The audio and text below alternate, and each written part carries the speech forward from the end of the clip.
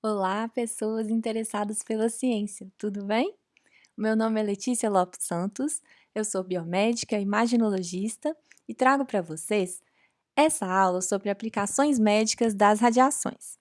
Ela é direcionada aos alunos do primeiro período de biomedicina ou aquelas pessoas que pensam em ingressar na biomedicina e que já consideram um interesse ali na área da imagem. Nela, a gente vai falar sobre as principais áreas de atuação dentro da imaginologia e como funciona cada uma dessas áreas de maneira mais geral, para que então esse raciocínio nos ajude a entender melhor a área da medicina nuclear, que foi a área que eu fiz no meu estágio curricular e que eu pretendo abordar em maiores detalhes, né, em outros vídeos por aqui no canal. Se você se interessou, vem comigo. Essa aula é para você. Vamos lá?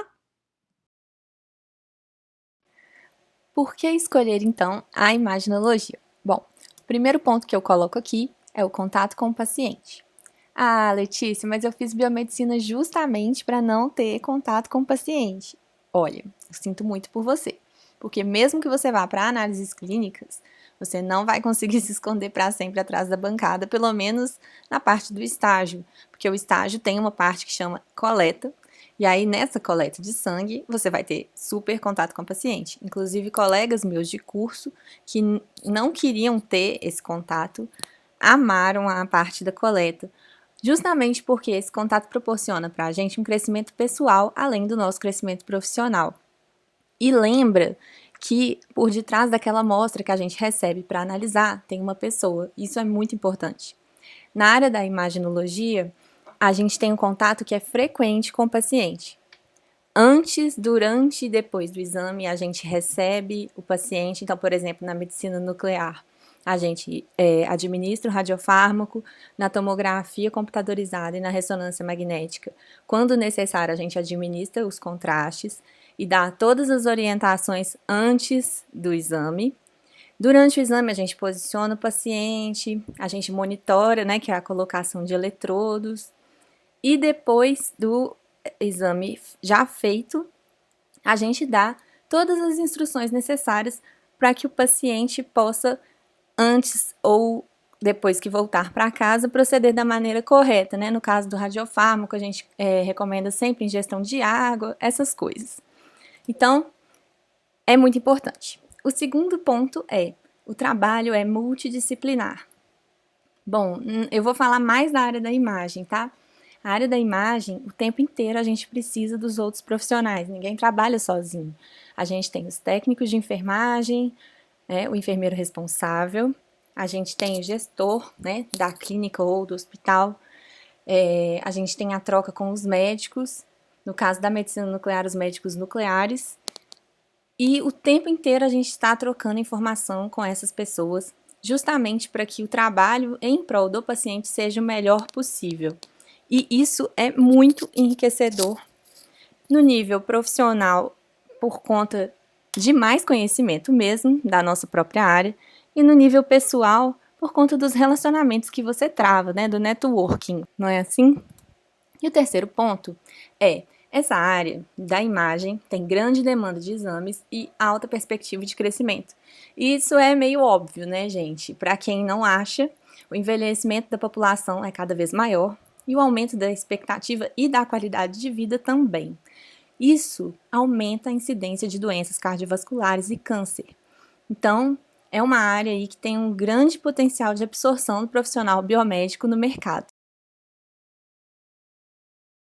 Então, nós vamos ver de maneira breve, dentro da área da imaginologia, as áreas correlatas, né, que perfazem a imagem como um todo, em que o biomédico pode atuar profissionalmente. Ficam de fora dessa explanação a densitometria óssea e a mamografia. A radiografia, que são os raios-x, a gente vai ver muito com o intuito de entender como é que funciona a emissão dessa radiação para ajudar a complementar o conhecimento de entendimento da tomografia computadorizada. Depois a gente vai passar pela ressonância magnética para finalmente entender como funcionam as cintilografias de modo geral. Que possamos então ter em mente que cada uma dessas áreas dentro da imaginologia é um mundo à parte de conhecimentos em termos de como elas se aprofundam na anatomia humana, na fisiologia, na patologia, nas próprias técnicas de aquisição e processamento das imagens. Então, o nosso objetivo aqui não é explicar o que cada área faz, né, em menos de 30 minutos. Não, nosso objetivo é explicar como funcionam essas técnicas em termos de aquisição de imagens para levar a gente a raciocinar quais são as vantagens ou desvantagens de umas técnicas em relação a outras e qual é o nosso entendimento, então, de como funciona o diferencial das cintilografias em relação a essas outras técnicas. A partir então de uma fonte de alta tensão, elétrons são acelerados em direção a um alvo metálico, né, em alta velocidade, de preferência esse alvo de tungstênio, e nesse processo gera-se a produção de feixes de raio-x. Portanto, esse processo de produção de raio-x não envolve um material radioativo emitindo esses raios-x. Isso é possível? A emissão de raio-x a partir de um radionuclídeo? Sim, é possível. Mas o raio-x que a gente utiliza na clínica, por exemplo, na clínica que eu falo, na parte clínica, né? Quando a gente vai lá fazer uma radiografia, por exemplo, do nosso dente, é esse aqui. Porque como esses raios-x não são emitidos do núcleo do átomo, eles são provenientes de uma fonte de alta tensão, o que acontece? A gente pode ligar e desligar esse circuito. Então, quando você senta lá para tirar a sua radiografia do dente, a pessoa vai, aperta o botãozinho e deixa você lá esperando um pouquinho de nada e volta, né? Desliga, dá até um barulhinho. Então, o que acontece? Isso significa que depois que desligou, não está emitindo mais os raios-x. Isso não seria possível se fosse a fonte oriunda de um átomo radioativo, porque a radiação a gente não tem como controlar, né? Não tem como desligar a radiação, no controle que eu falo nesse sentido. Então, isso é muito importante. Então, agora que a gente já entendeu como funciona a emissão de raio-x que a gente utiliza na clínica, esse esquema aqui representa mais uma vez. A gente tem o corpo da pessoa, a parte de interesse, por exemplo, nesse caso, que é o tórax. E a gente coloca o filme do raio-x abaixo dessa parte e a fonte do raio-x na outra extremidade, né? No meio vai estar a pessoa. E aí tem até nesse desenho representado os colimadores, que são estruturas geralmente de chumbo que direcionam os raios-x de forma que a incidência dessa radiação seja a mais perpendicular possível. Para que isso? Para evitar, como o raio-x é uma onda eletromagnética, evita as difrações e todas aquelas propriedades das ondas, né, a reflexão, que podem causar distorções na imagem. Tá bom? As partes que não forem de interesse no estudo, né, as partes da pessoa, devem ser cobertas por um avental de chumbo, porque mesmo tendo os colimadores, há sim uma chance de espalhamento dessas ondas e elas podem atingir locais sadios que não precisariam ser expostos, afinal é radiação, então para quê, né? A gente vai e protege. E essa técnica, ela registra a permeabilidade dos tecidos aos raios-x. Esses tecidos que são mais radioopacos, então o que é isso? Que vão aparecer com a cor mais branca na imagem, eles absorvem mais os raios-x, né? São tecidos mais densos. E aqueles tecidos ou espaços, né? Corporais menos densos, como no caso do pulmão, por exemplo, eles vão aparecer menos opacos, ou seja, mais negros na radiografia. E basicamente é isso. Então, aqui a gente tem algumas imagens de raio-x. No slide, a gente pode observar imagens de situações que a gente, sim, infelizmente encontra na clínica. Algumas até engraçadas, como essa fita aí, cassete. Mas, por exemplo, na segunda imagem, a gente vê o raio-x de uma criança que engoliu aquelas tesourinhas de unha. A gente pode ver imagem de acidente também, como no caso da terceira imagem, no canto superior direito. né? Aquelas máquinas de pregos, enfim, a pessoa deve ter apertado olhando para a máquina. Temos locais estranhos de armazenagem de chaves e para os meninos um aviso, né? Não peçam as meninas em noivado ou casamento com anéis em comida, de maneira geral, porque os anéis podem ser engolidos. E nessa última imagem no canto inferior esquerdo, eu quero deixar uma reflexão. Isso é uma imagem de uma prótese dentária, de uma pessoa que fez uma cirurgia e a equipe esqueceu de remover a prótese antes dessa cirurgia. E é interessante porque é interessante ressaltar a importância disso, né, do nosso conhecimento acerca disso, que geralmente pessoas mais velhas têm pequenas próteses, às vezes com dente, né, as chamadas pontes, enfim. E se a equipe médica não confere, né, não faz o checklist disso antes e depois da cirurgia, há o risco de, durante a intubação, essas próteses serem levadas para o interior da cavidade faríngea, que foi o que aconteceu com essa pessoa. E aí ela teve uma hemorragia interna durante um certo tempo, até descobrirem o que é que causava, que durante a intubação, antes da cirurgia, a prótese foi removida do lugar. Então, isso é uma coisa muito séria. Acontece pouco, mas acontece, tá? Isso é uma imagem recente. Então, é importante a gente ficar atento a essas situações.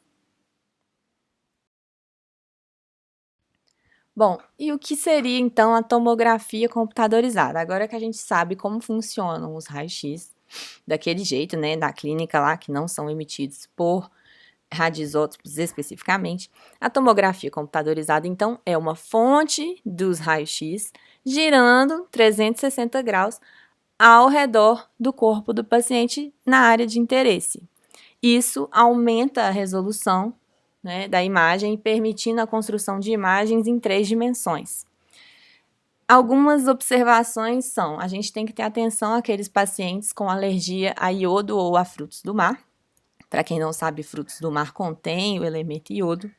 E o iodo é o contraste utilizado na tomografia computadorizada. Nem todos os exames de tomografia têm a necessidade de serem realizados com este contraste. Porém, aqueles cuja indicação do contraste é necessária, a gente tem que se atentar para esse tipo de risco, né? Porque a alergia a iodo, ela pode levar a um choque anafilático fortíssimo, né? Que pode causar a morte da pessoa. É muito rápido.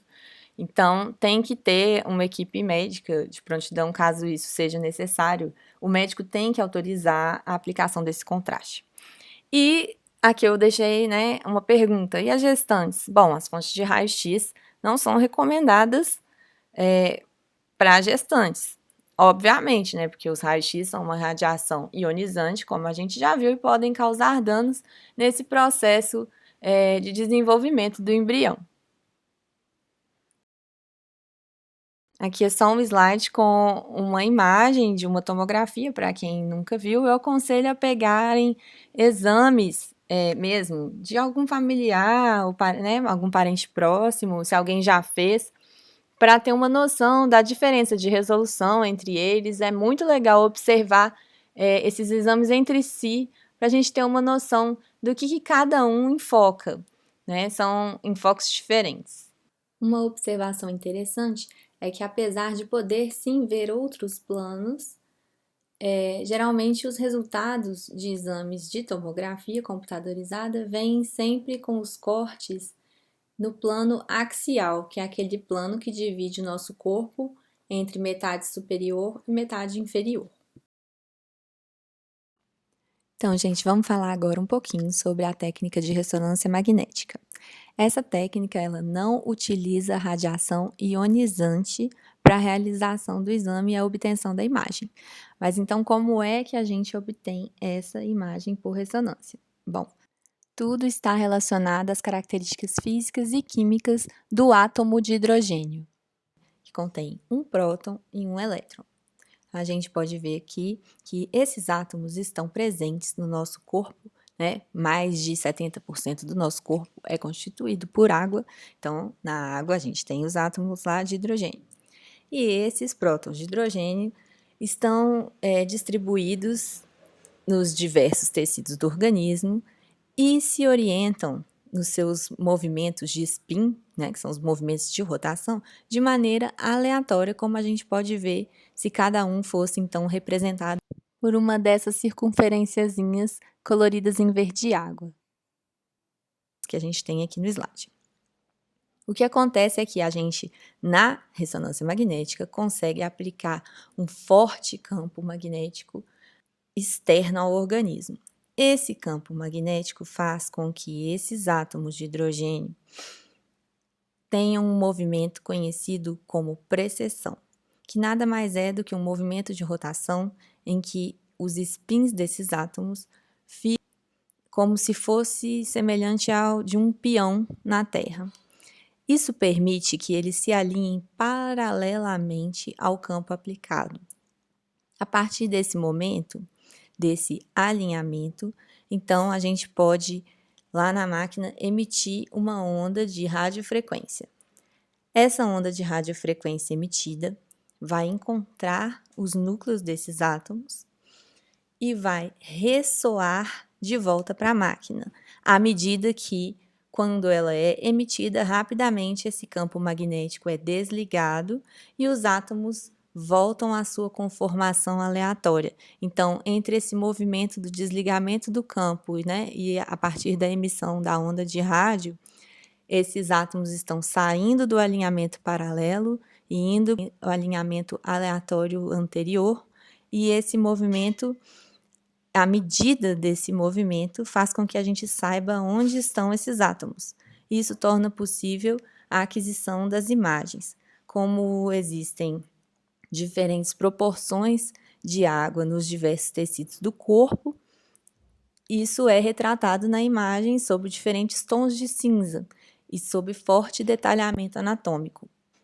Que fique claro que essa técnica, essa explicação, né, da técnica não é um reducionismo da técnica em si. Isso é feito várias vezes durante o exame, e é por isso que tem tantos detalhes anatômicos no exame, né? A imagem é de alta resolução. Isso é só para a gente poder entender mesmo o que acontece. Então, aqui a gente tem uma máquina de ressonância magnética. A gente pode ver ali, né, a composição dela, ela tem a bobina de radiofrequência, a bobina de gradiente com um ímã, né, responsável pela geração desse campo, e os barulhos, né, que são muito fortes durante a realização do exame, eles são provenientes justamente do aumento da corrente nessa bobina de gradiente. O que a gente tem que ter atenção, então? Para pacientes claustrofóbicos, já que a máquina é um tubo fechado e muitas vezes o paciente precisa, né, para fazer o exame, entrar com o corpo todo dentro dessa máquina.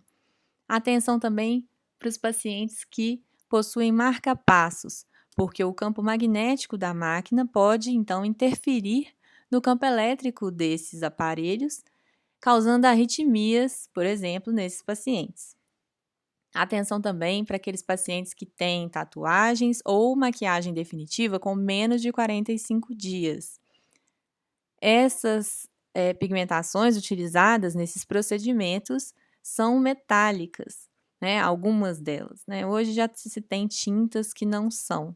Mas como a gente não tem como garantir, e já foi relatado na literatura alguns casos de exames realizados com um período menor do que esses 45 dias, em que os pacientes tiveram queimaduras de primeiro e até segundo graus, é importante, então, se certificar se isso é recente ou não.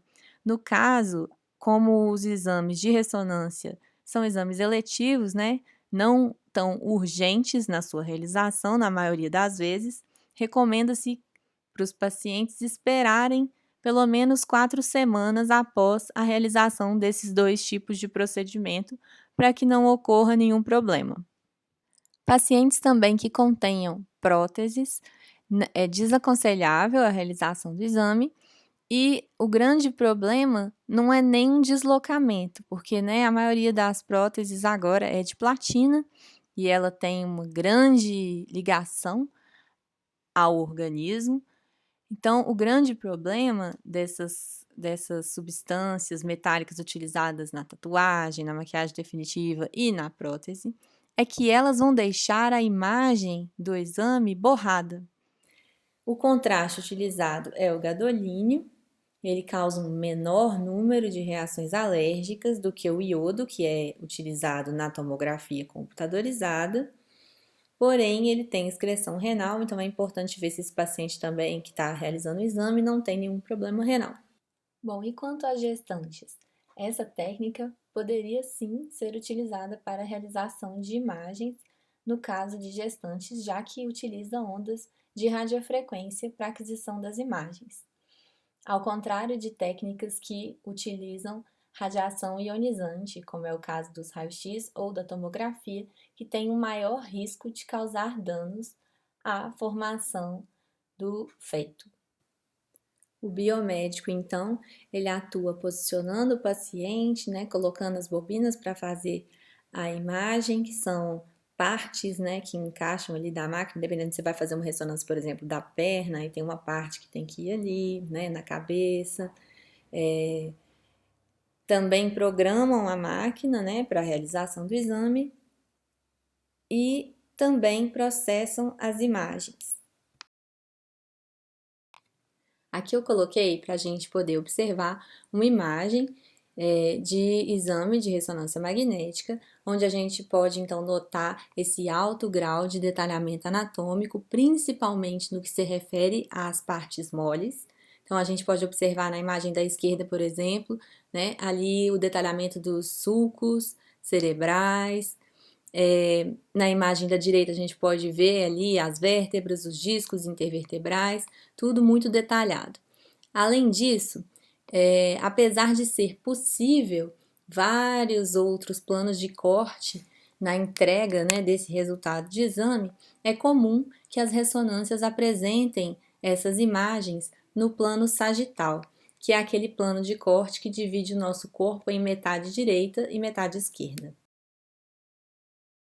E aqui só um quadro de comparação entre as principais características, né, da tomografia e da ressonância. As principais diferenças, né, aqui usa radiação ionizante, que é a tomografia, a ressonância já é não ionizante. Em relação a custo, onde a ressonância é mais cara, o contraste, que faz muita diferença, né, na tomografia é o iodo, na ressonância é o gadolínio. E todas as contraindicações que a gente acabou de comentar anteriormente e as indicações. E nessa imagem aqui, da esquerda para a direita, a gente tem um aumento do custo do exame, já que o exame mais à esquerda é um raio-x. O central representa uma tomografia computadorizada e a ressonância está, então, à direita.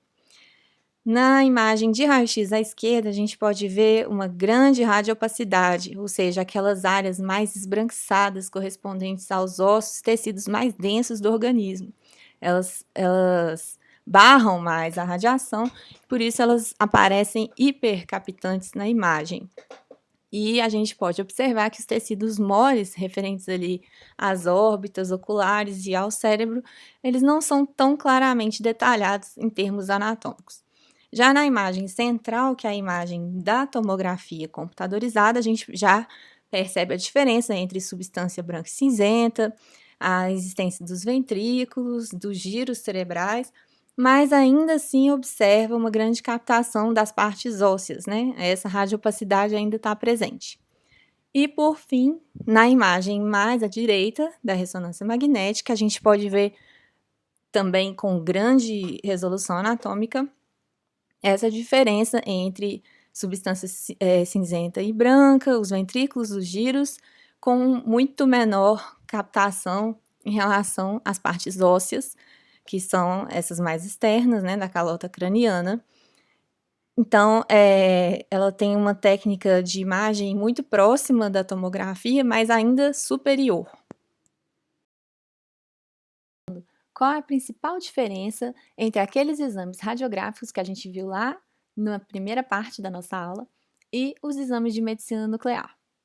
Esses exames radiográficos as máquinas emitem algum tipo de radiação, seja ela ionizante ou não, né? Então, as ionizantes, olha lá, a máquina de raio-x, né? A de tomografia computadorizada e a de ressonância magnética, a radiação não ionizante, que no caso são as ondas de radiofrequência. Esses exames radiográficos, eles se utilizam da diferença de densidade dos tecidos para a formação da imagem, né? No caso dos raios-x e da tomografia, que também são uns raios-x em 3D, eles usam a diferença de densidade dos próprios tecidos do organismo em absorver essa radiação. E no caso da ressonância magnética, eles usam a diferença da densidade em relação à composição dos diferentes tecidos em termos da composição de água. Além disso, todos esses exames anteriores identificam alterações morfológicas, né, e tem alto nível de detalhamento anatômico. A imagem é muito perfeita, tá certo? Já na medicina nuclear, o que acontece é que as máquinas são receptores sensíveis de radiação. Observa-se a palavra receptores, ou seja, não são elas que emitem a radiação. Então, a gente pode ir para o segundo tópico. A gente utiliza de radiofármacos, que eu vou explicar no próximo slide o que é. Eles têm afinidades por órgãos-alvo e, nesse caso, é o paciente que é a fonte de radiação. Não se assustem, tudo é custo-benefício e a radiação utilizada em medicina nuclear é muito baixa. Obviamente, são feitos muitos estudos e se isso é liberado para uso é porque não prejudica o paciente. Além disso, os exames de medicina nuclear identificam alterações bioquímicas no metabolismo celular, o que possibilita observar alterações com grande antecedência frente a outras modalidades de imagem.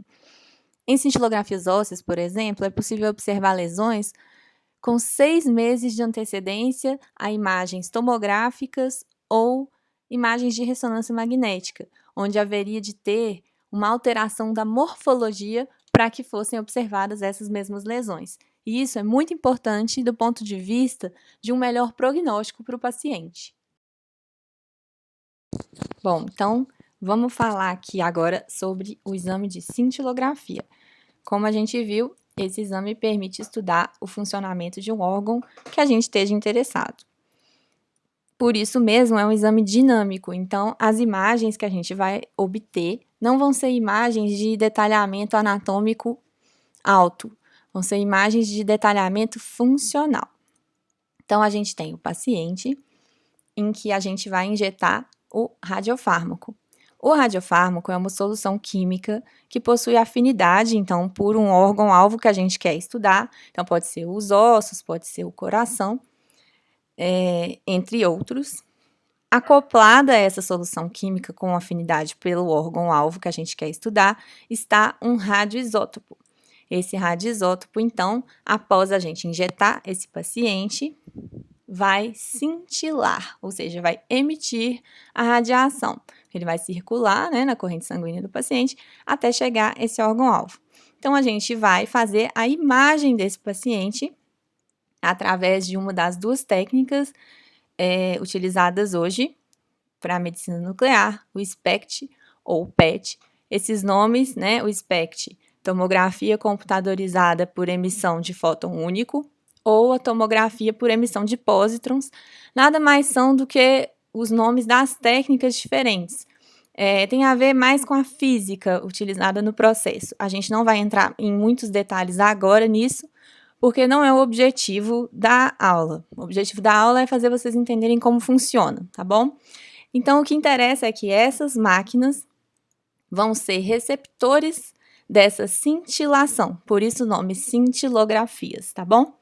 E o que elas conseguirem captar do órgão-alvo, por exemplo, no caso aqui eu coloquei do coração, então esse paciente está fazendo uma cintilografia do miocárdio, essa máquina vai traduzir em imagens, que a gente vai processar e vai dar esse resultado aí que está aparecendo na tela de vocês. E aí, ficou curioso para saber mais sobre as cintilografias, os radiofármacos e o que esperar de um estágio curricular na área de medicina nuclear? Então não perca os próximos vídeos do canal. onde a gente vai abordar todos esses temas. Eu espero ter ajudado de alguma forma, mesmo que de uma maneira mais geral por agora. Desejo uma boa sorte na vida, acadêmica principalmente, que a gente sempre precisa. Dúvidas, perguntas, os meus e-mails estão à disposição, bem como a caixa de comentários abaixo desse vídeo. Inclusive, me contem se gostaram ou não, tá bom? Eu espero esse retorno de vocês. Um abraço e até breve!